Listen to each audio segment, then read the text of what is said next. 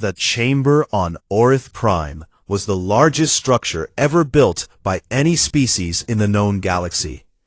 It stretched so wide that clouds sometimes formed near the ceiling, and the seats rose so high that the representatives sitting at the top looked like tiny dots. Over 200 species had gathered there that day.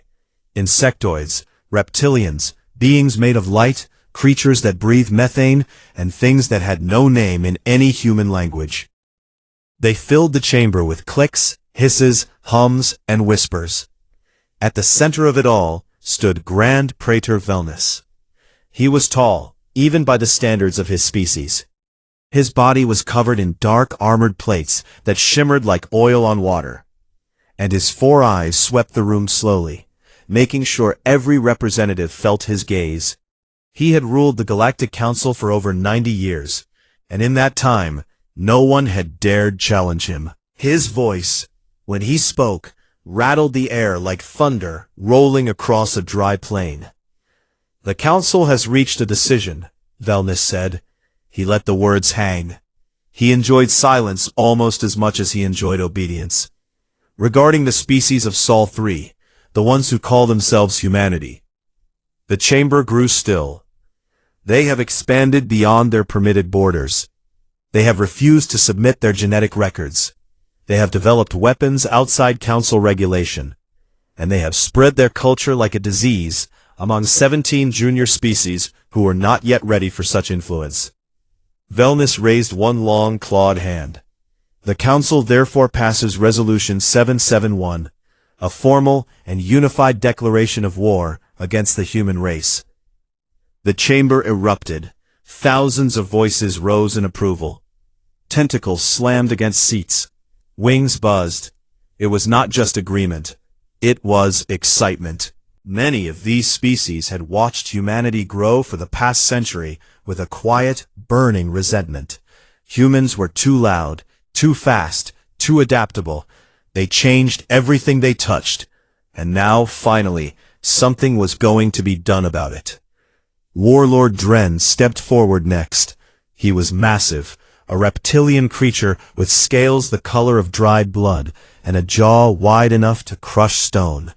He commanded the combined fleet, a military force drawn from 12 species, the largest the galaxy had assembled in 300 years. 40,000 warships, Dren said, his voice a low growl that needed no amplification. "We will arrive in their little system within 30 rotations, and when we are finished, there will be nothing left of Earth but dust and regret." More cheering, more stomping. The galaxy was ready for war. The transmission was broadcast across every relay in known space. It reached Earth 7 hours later. Deep beneath the old city of Sol, in a command center buried under a mountain, a man named Tejo watched the recording on a wide screen. He was the Supreme Commander of the United Earth Defense Force, a position he had held for 6 years. He was not especially tall. He was not especially loud. He had a calm face, the kind that made people feel safe, even when things were falling apart. His officers stood behind him in silence, watching the alien praetor make his threats. When the recording ended, the room was quiet. Tejo leaned back in his chair. He tapped his fingers on the armrest, once, twice, 3 times. Then he looked over at the woman standing to his right. 40 days, he said. That is generous. Yuna, cancel my Thursday dinner. A few officers laughed, but it was the nervous kind of laughter. The kind that comes when people are not sure if they should be scared. She was already moving. She was the chief strategist of Earth's defense, and she had been preparing for this moment longer than most people in the room had been alive. She pulled up a file on the main display. It was marked with a simple name, Operation Quiet Sun. This plan has been updated every year for the past 60 years, Yuna said, her voice flat and steady, like she was reading a weather report. Every scenario, every fleet composition, every possible angle of attack. We are ready. Tejo nodded. Wake everyone up. Begin Phase 1. Across the room, a young woman named Hana sat at the communication station. She was Earth's diplomatic voice to the galaxy, the one who sent official messages and handled alien ambassadors. She was known for her smile, which was warm and polite and completely impossible to read. "What should I send back?" Hana asked. Teho thought for a moment. "Be polite." It was short. "The United Earth Government acknowledges your declaration. We respectfully decline to surrender. We wish you safe travels." She sent it. On Orith Prime, Ambassador Talik read the human response in his private quarters. He was a Melhari, a four-armed being with soft gray skin and large dark eyes that made him look permanently sad. He was a diplomat, one of the few neutral voices left on the council. He had spent years studying humans, and he had always told anyone who would listen that they were not what the council believed them to be. No one ever listened. Talik read the message again. Then he sat down slowly. In 200 years of diplomatic service, he had seen species beg, threaten, bargain, and collapse when faced with war. He had never seen one respond with calm, measured politeness. It was the response of someone who had already decided they were going to win and did not feel the need to say so. He began backing up his personal files. On the council station, Velnus read the same message and laughed. It was a harsh, rattling sound. "Delusional creatures," he said to Dren. "They do not even understand what is coming." Dren smiled, showing rows of teeth like broken glass. "Let them be polite. It will make the silence afterward even sweeter." The fleet began to move, and on Earth, far below the surface, in a mountain facility that existed on no official record, a woman named Sujin walked down a long corridor lit by cold white light. She was the head of Earth's Weapons Research Division, a position so secret that fewer than 40 people in the world knew her name. She reached a sealed vault door at the end of the corridor, a door that had not been opened in 20 years. She pressed her hand against the scanner. The locks released one by one, heavy and slow, like the breathing of something waking from a long sleep. The door opened. Cold air poured out. Inside, rows of dark machines sat waiting in the blue glow of standby lights, humming so quietly it was almost a whisper. Sujin looked at them for a long time. Then she smiled, the kind of smile that would have made Warlord Dren very uncomfortable if he had been there to see it. "Wake them up," she whispered. The combined fleet moved through space like a river of metal and fire. 40,000 warships stretched across a distance so vast that if a person stood at the front and looked back, they would not be able to see the end. Destroyers, carriers, gunships, siege platforms, and Dren's flagship, the Goreclaw, a ship so large it had its own weather system inside its main hangar. Dren stood on the bridge of the Goreclaw, watching the stars drift past. His officers moved around him with quiet efficiency, checking systems, confirming coordinates, running battle simulations. The mood was relaxed, almost bored. Council intelligence had placed humanity's fleet at roughly 1,200 warships. Against 40,000, the math was simple. This was not a war, it was an errand. "How long until we reach their system?" Dren asked. 22 rotations, Warlord, his navigation officer answered. Dren grunted. He had conquered 11 species in his career, and he had never lost a single campaign. Humans, he believed, would be the 12th, a footnote in his legend. His officers opened bottles of important wine from the Selhari homeworld. They toasted to easy victory. On Earth, things looked very different. Teho stood in the war room and watched the global status board. Every city, every region, every country was displayed in real time. Green meant evacuated, yellow meant in progress, red meant not started. When Phase 1 had begun 48 hours ago, the board had been mostly red. Now it was almost entirely green. 8 billion people were moving underground. It was not chaos. It was not panic. It was something that had been practiced so many times that it had become routine. Families packed their emergency bags, the same bags that sat by their doors and were checked every 6 months. Children walked in lines to the shelters beneath their schools, holding hands, some of them singing. Old men and women were carried on stretchers by volunteers who had trained for exactly this job. Entire cities emptied in hours. By the end of the second day, the surface of Earth was quiet. Streets empty, lights off, as if no one had ever lived there. The entire planet went dark in 9 hours. Deep inside the command center, Yuna called a meeting of the senior staff. She stood in front of a screen that showed the full scope of Operation Quiet Sun, and for the first time, many of the officers in the room saw the real plan. "The Council believes we have 1,200 ships," Yuna said. She changed the display. A new number appeared. Several people in the room stopped breathing. That number was never accurate. "We have been underreporting our strength since the day we joined the galactic community. The 1,200 ships they know about are our public fleet, our patrol boats, our handshake." She paused. "The actual fleet is classified, but I will say this, it is enough." No one asked for the exact number. The look on Yuna's face made it clear that asking would be a waste of time. In a barracks orbiting Mars, a young pilot named Jiho sat on his bunk and stared at the ceiling. He was 26 years old, squad leader of the Black Comet unit, and widely considered the best combat pilot in the fleet. He was also, by his own honest admission, terrible at sitting still. "They have us on watch duty," he said to the woman sitting across from him. "Watch duty.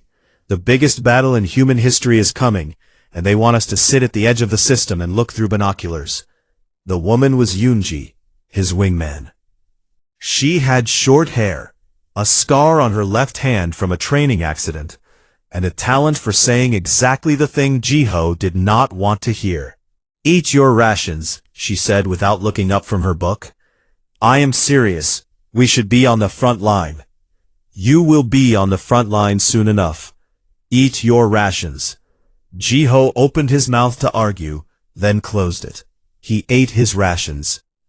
The Black Comet unit was deployed to the outer marker near the Oort cloud, the frozen edge of the solar system.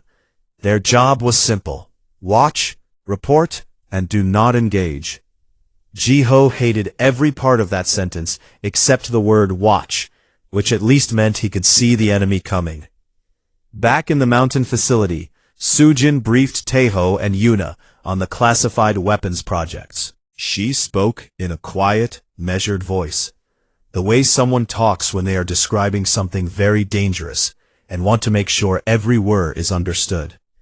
There were adaptive EMP warheads designed to shut down Council standard shielding. There were kinetic accelerator platforms hidden inside asteroids, capable of firing tungsten rods at a fraction of the speed of light.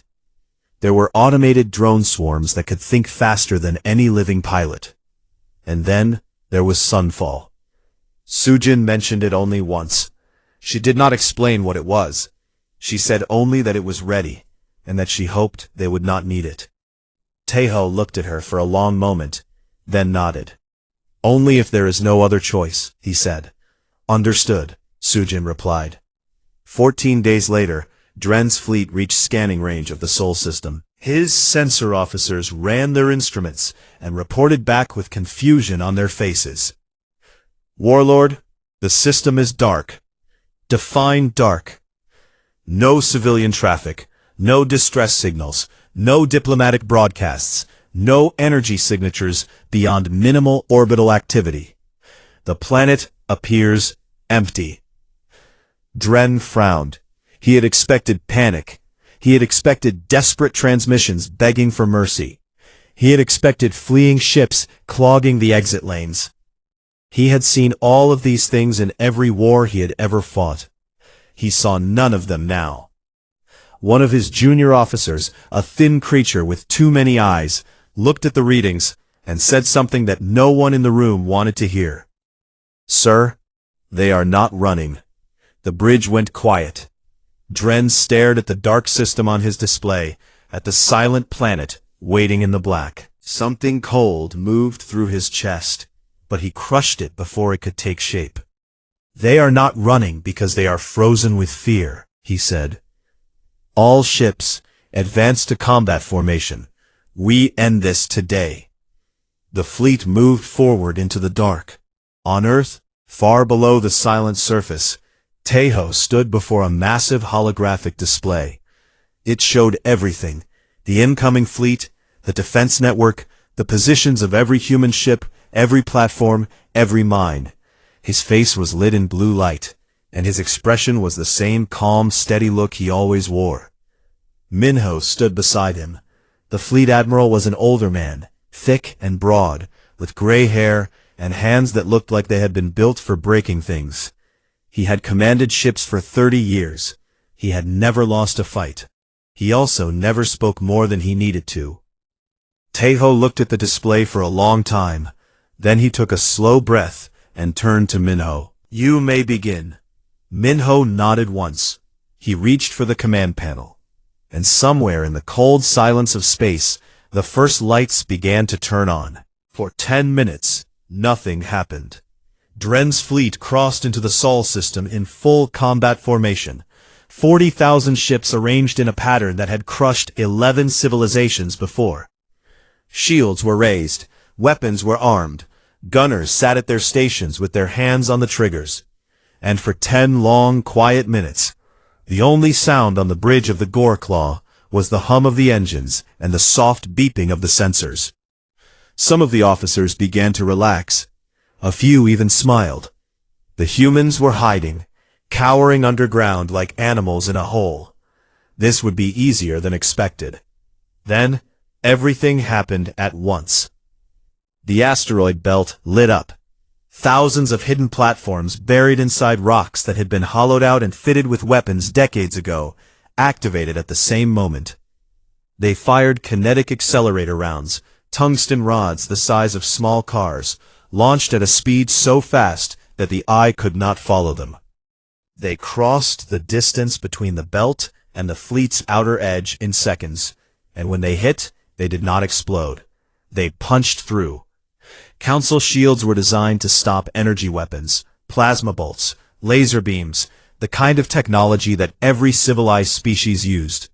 They were not designed to stop a solid piece of metal moving at 30% of the speed of light. The rods tore through shields like they were not there. They ripped through hulls. They passed through one ship and hit the one behind it. In 90 seconds, over 800 ships were destroyed. Some broke apart. Some simply stopped moving. Their insides turned to fire and shrapnel. Debris fields bloomed in the darkness like flowers made of burning metal.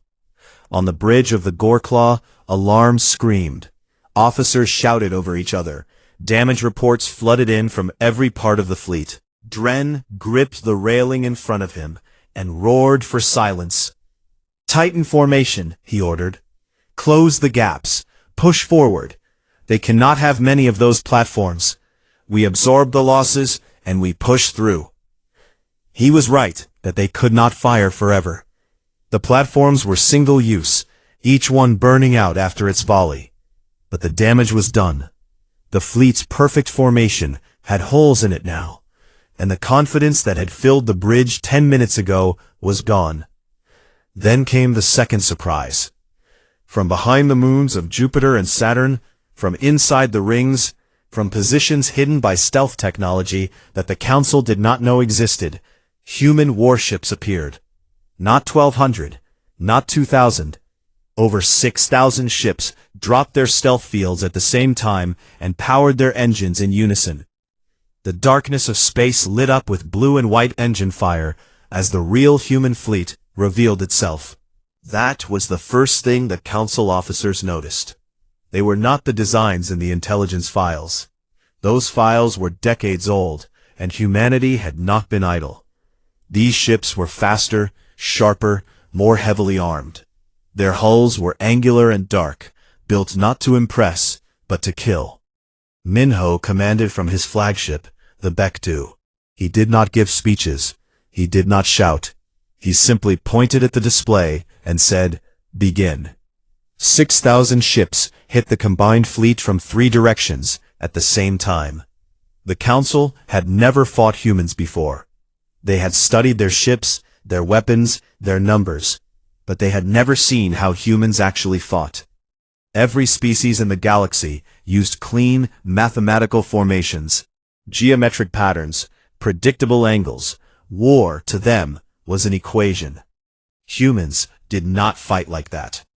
Human pilots flew like they were trying to get themselves killed. They broke formation on purpose. They feinted left and struck right. They dove into gaps that should have been too small, fired at angles that should have been impossible, and changed direction so fast that targeting computers could not keep up. It was chaos, but it was controlled chaos. The kind that only worked because every pilot trusted every other pilot completely. Jiho was finally off the leash. The Black Comet Squadron tore into the battle at full speed, and Jiho flew the way he always flew, like a man who had decided a long time ago that dying was not something that happened to him. His fighter twisted between two Council destroyers, close enough to scrape paint, and fired both cannons into the engine block of a third. The ship shuddered, went dark, and began to drift. He was already gone before the explosion reached its fuel cells. Unji flew on his wing, steady and precise, where he was wild and reckless. She covered his blind spots. She picked off the fighters that tried to follow him. When a Council gunship locked on to Jiho from above and he did not see it, she put 2 rounds through its cockpit, without a word. "That is one you owe me," she said over the radio.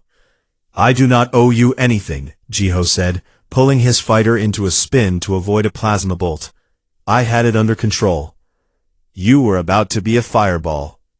A controlled fireball." She almost smiled. Almost. The battle spread across millions of kilometers. Council ships, still outnumbering the humans, tried to use their mass to overwhelm the defense lines. In some places, they succeeded. Human ships were destroyed. Pilots died. The cost was real, and Taeho felt every loss as a weight on his chest as he watched the numbers on his display. But the lines held. Dren, desperate and furious, ordered a concentrated push toward Earth itself.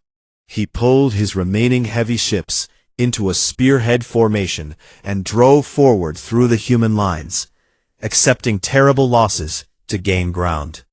It worked. His fleet broke through the outer defense ring and entered Earth's orbital zone. And there, he found the second wall.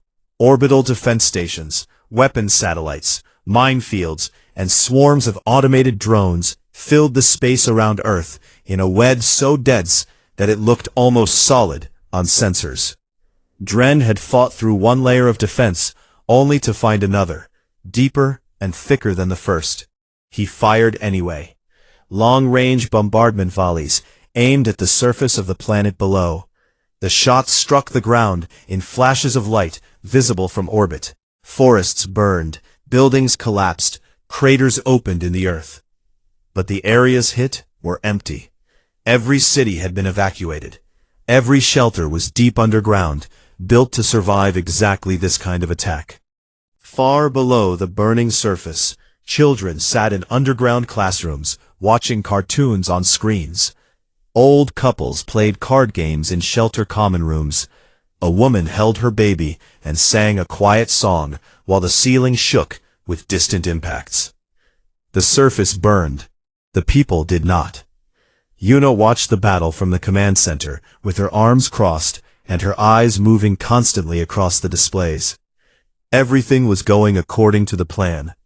Every projection, every simulation, every number matched reality almost exactly.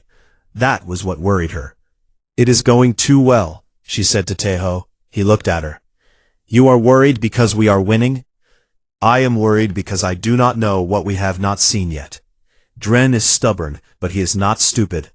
If he has something in reserve, he has not shown it." Taeho nodded slowly. "Then we stay ready." On the bridge of the Goreclaw, Dren stood surrounded by noise and fire. His tactical display, once a sea of green marks representing his fleet, was now filled with red and black. Ships gone, ships damaged, ships drifting. His fleet was shrinking in real time, and the humans showed no sign of stopping. His second officer approached carefully. "Warlord, we have lost over 12,000 ships. Our shields are failing against their kinetic weapons. Our formations cannot hold against their attack patterns. I recommend we consider a tactical withdrawal to—" "No." Dren's voice was low and hard. "We do not retreat." "Warlord, I said no." The officer stepped back. Dren turned to the viewport and stared at the blue planet hanging in the dark below him. It was small, so small, a tiny ball of water and dirt at the edge of the galaxy, and it was beating him. He watched another cluster of his ships go dark on the display. Then another. Then another. For the first time in his long and violent life, something cold and unfamiliar moved through the warlord's body. It started in his stomach and climbed slowly up his spine and settled behind his eyes. It took him a moment to recognize what it was. It was fear. He had never felt it before. He did not like it, but he could not make it stop. The battle lasted 6 days. 6 days of fire in the dark. 6 days of ships breaking apart in silence.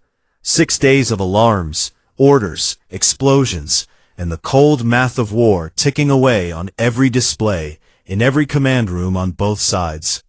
When it was over, Dren's fleet had gone from 40,000 to just above 14,000 ships, still able to fight. Many of those were damaged. Some were held together by emergency welding and desperate engineering. The combined fleet, the largest military force the galaxy had assembled in 3 centuries, had lost more than half its strength against a species they had expected to crush in days. Earth's losses were under 900 ships. On Orith Prime, Grand Praetor Velnus sat alone in his private chamber and watched the battle feeds. The screens showed the same thing from every angle. Council ships burning, human ships moving through the wreckage like sharks through dark water. His 4 eyes blinked slowly, and his clawed hands gripped the armrests of his chair so hard that the metal bent. This was not supposed to happen. The council was fracturing. 12 species had already withdrawn their ships from the fleet, without asking permission. Their ambassadors sent formal messages filled with polite language, but the meaning was simple. "We are not dying for your pride." Velnus screamed at them. He called them cowards, traitors, insects. They did not respond. Ambassador Talik walked quietly out of the council chamber during one of Velnus's rages. No one noticed him leave. He went to his quarters, packed a small bag, and booked passage on a transport heading to neutral space. Before he left, he paused at the door and looked back at the station that had been his home for decades. "I told them," he whispered to no one. Then he left. In the wreckage of space around Sol, Dren gathered what was left of his fleet. 14,000 ships, many of them limping, formed up around the Goreclaw for one last push. Dren knew he was losing. He had known it since the 3rd day. But surrender was a word that did not exist in his language. Not because his species lacked the concept, but because Dren himself had never learned how to say it. He aimed his fleet at Earth and gave the order to advance. On the command deck beneath Neo Sol, Tejo watched the warlord's final charge forming on the display. He was quiet for a long time. Then he told Hana to open a direct channel to the Goreclaw. It was the first time the 2 leaders had spoken. Dren's face appeared on the screen, huge and scarred and defiant. His bridge was dark behind him, lit only by emergency lights and the glow of burning systems. He looked like something from a nightmare, but Tejo did not flinch. "Warlord Dren," Tejo said. His voice was calm, almost gentle. "Your fleet has fought with courage. Your soldiers have earned respect. I want you to know that." He paused. "I am offering you a chance to withdraw. Take your people home, repair your ships, bury your dead. There is no shame in it." Dren stared at the screen. For a moment, Just a moment, something flickered behind his eyes, something tired, something old. Then it was gone, and his jaw tightened. "You are a primitive creature from a primitive world," Dren said, "and your planet will burn." He cut the transmission. Tejo stood still for several seconds. He closed his eyes. The room was silent around him. Everyone was watching, waiting. He opened his eyes and looked at Sujin, who stood at her station in the corner. She had been waiting too. She already knew what he was going to say. "Do it," Tejo said. She turned to her console and entered a sequence of codes that she had memorized 20 years ago and had hoped she would never use. Sunfall activated. It was not a weapon in the way the galaxy understood weapons. There were no missiles, no beams, no explosions. What Sujin had built, what she had spent her career perfecting in silence and secrecy, was a network of devices placed at the outer edges of the solar system. They were energy redirectors, machines designed to capture a tiny fraction of the sun's own output and focus it into a single, directed pulse. The pulse was not meant to destroy. It was meant to end. It traveled at the speed of light. It was invisible. It made no sound. It crossed the distance between the sun and the fleet in 8 minutes, and when it hit, every electronic system in every ship in Dren's fleet died at the same instant. Engines stopped. Lights went out. Weapons powered down. Shields collapsed. Navigation systems went dark. Life support stuttered and switched to emergency reserves. Communication arrays fell silent. 14,000 warships went dark. They drifted, slowly, silently, like leaves falling from a tree in winter. The largest fleet in galactic history, the pride of 12 species, the instrument of the Council's will, became nothing more than floating metal in the cold of space. Silence. On the bridge of the Goreclaw, Dren stood in complete darkness. The emergency lights flickered once, twice, then held at a dim red glow. Every screen was dead.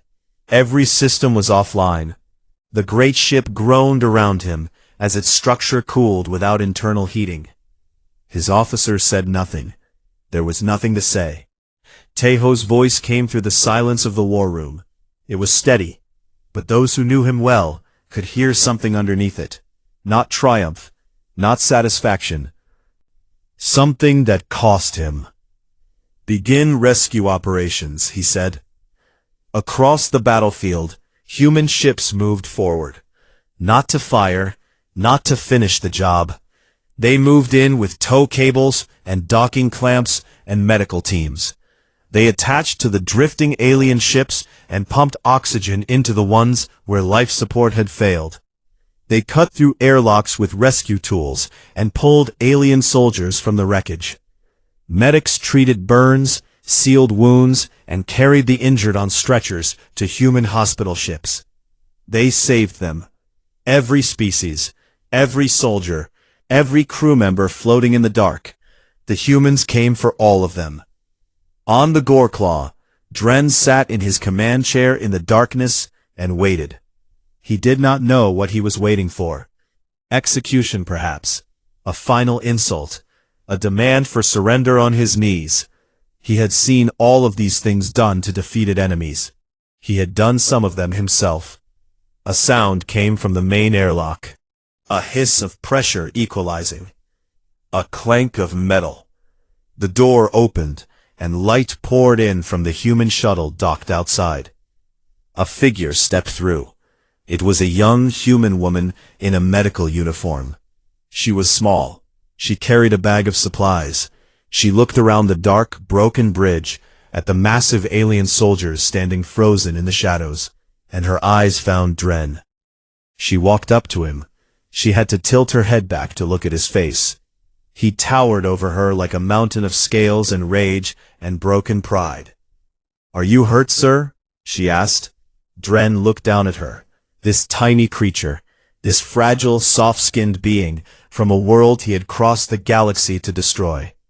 She was asking if he was hurt. She was calling him sir. He did not answer. He could not. Something had closed in his throat that he did not have a name for. She waited a moment, then gently reached for his arm, where a piece of shrapnel had opened a gash during the battle. She cleaned it. She bandaged it. She worked carefully, the way someone handles something they consider valuable. When she was done, she looked up at him again and said, "We have food and water on the shuttle, whenever you are ready." Then she moved on to the next injured officer. Dren sat in the dark for a long time after that. Across the galaxy, the footage leaked. Every species, every world, every station saw it. They saw the battle. They saw the human victory.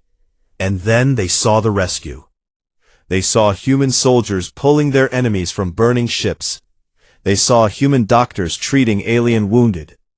They saw a species that had been attacked, threatened with extinction, pushed to the edge, and had won, and then had chosen to save every single life it could.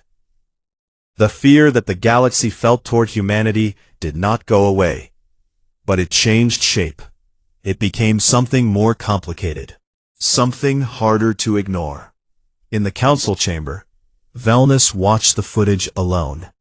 He saw the young medic bandaging the arm of an alien soldier who, hours before, had been trying to destroy her world. He watched her smile at the soldier. He watched her move to the next one.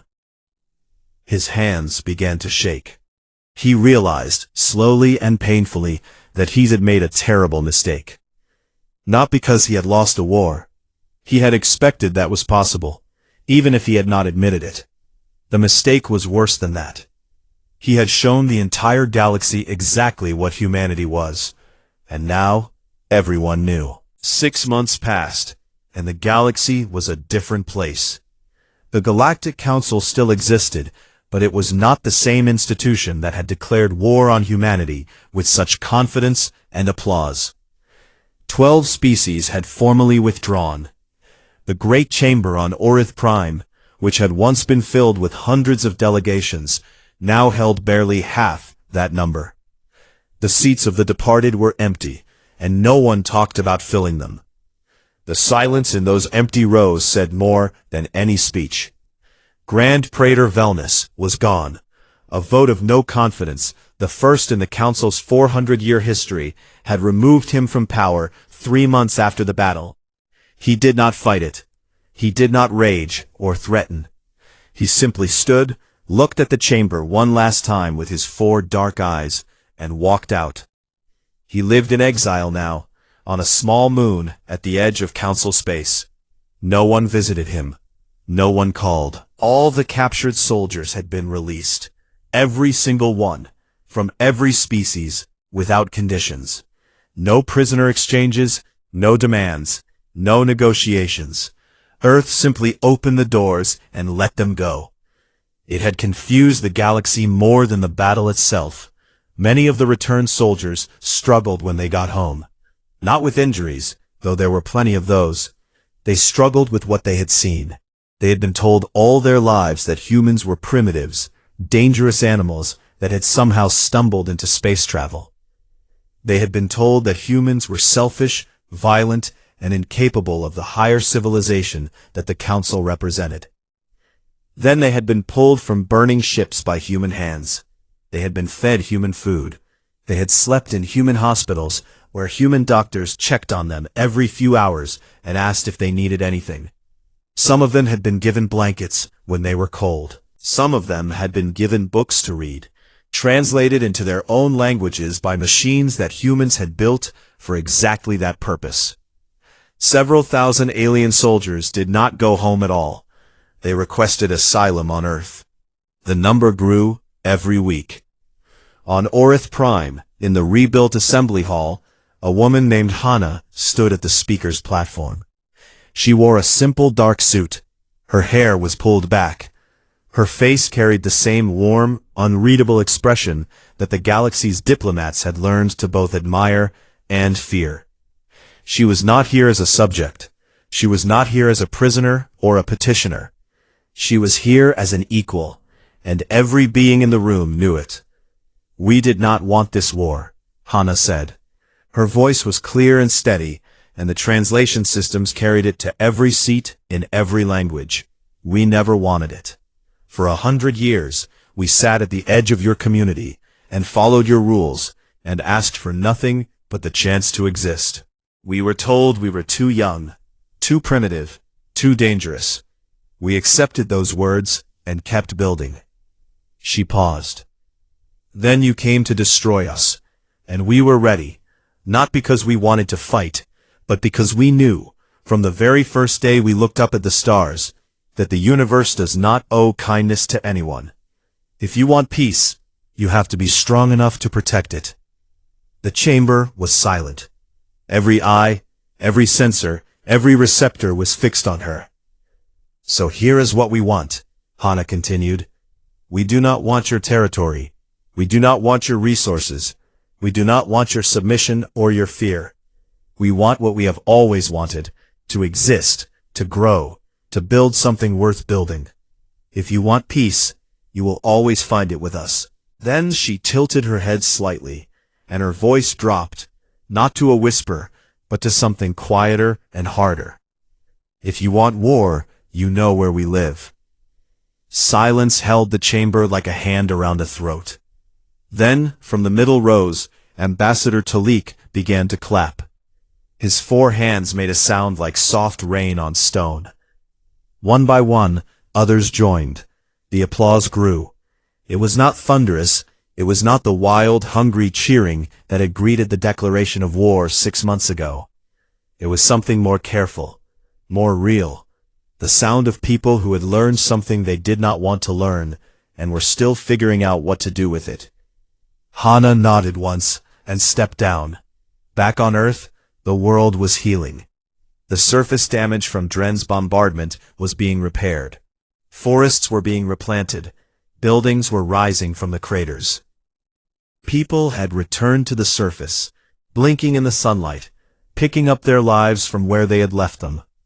In rebuilt Seoul, Jiho stood on the rooftop of a tall building and watched ships come and go from the orbital elevator that rose into the sky like a silver thread.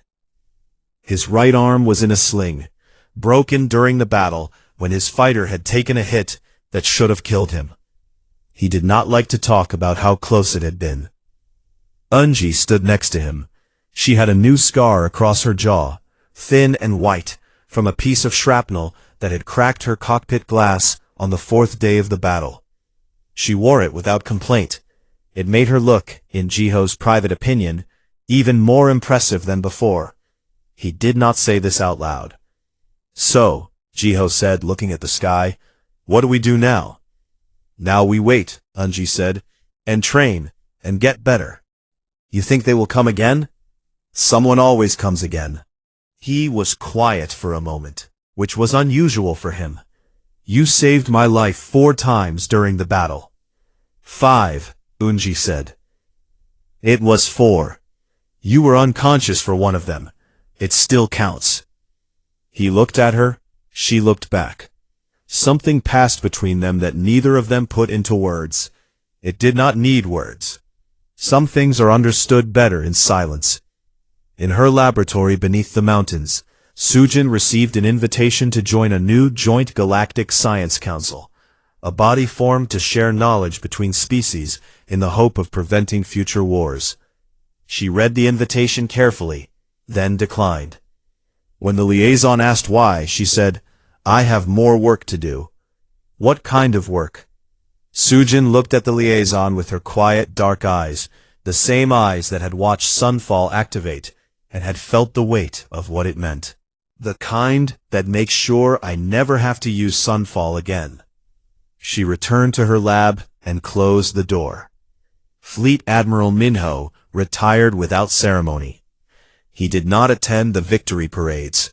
He did not give interviews. He did not write a memoir. He went back to his hometown on Jeju Island, a small green place surrounded by blue water, and he started fishing. A reporter tracked him down 3 months later. She found him sitting on a rock by the ocean with a fishing rod in his hands and his shoes off. She asked him how it felt to be a galactic hero. Minho looked at her. He looked at the ocean, He looked at the fish that had not yet bitten his line. "The fish do not care," he said. She waited for him to say more. He did not. She eventually left. Minho caught 2 fish that afternoon and was satisfied with both of them. Taeho visited the memorial on a cool evening when the sky was turning orange. It was a vast field outside Neo-Seoul, covered in small lights set into the ground, one for every person who had died in the battle. Human lights and alien lights, side by side, because Taeho had insisted that the enemy dead be honored too. They had been soldiers following orders. They deserved to be remembered. He walked among the lights alone. His footsteps were soft on the grass. He stopped near the center of the field, at a light that he visited every week. He knelt down and placed a small folded paper crane beside it. He did not say anything. He stayed there for a long time, until the stars came out and the field glowed like a mirror of the sky above. Some victories do not feel like victories. Taeho knew this better than anyone. The final image of this story is a wide shot from orbit. Earth hangs in the darkness, blue and green and wrapped in white clouds, the same way it has looked for billions of years. But around it, things have changed. Ships of dozens of species come and go. Trade vessels, science ships, diplomatic shuttles, tourist cruisers from species who once would never have come within 100 light-years of Sol. The planet that the galaxy tried to destroy had become the center of something new. Not an empire, not a threat, a beginning. Somewhere in the rebuilt council archives, a junior clerk sat at his desk and updated humanity's species file. It was a routine task, the kind of thing done every few years as new data came in. He scrolled through the old entries: population, homeworld, technological level, military capability, threat assessment. The old threat assessment had been written by Velmus's staff. It said minimal, manageable, contained. The clerk deleted it. He stared at the empty field for a long time, his cursor blinking in the silence of the archive room. He thought about the battle. He thought about the speech Hana had given, and the quiet way she had smiled when she said those last words. He typed a single word into the field and saved the file. The word was enough.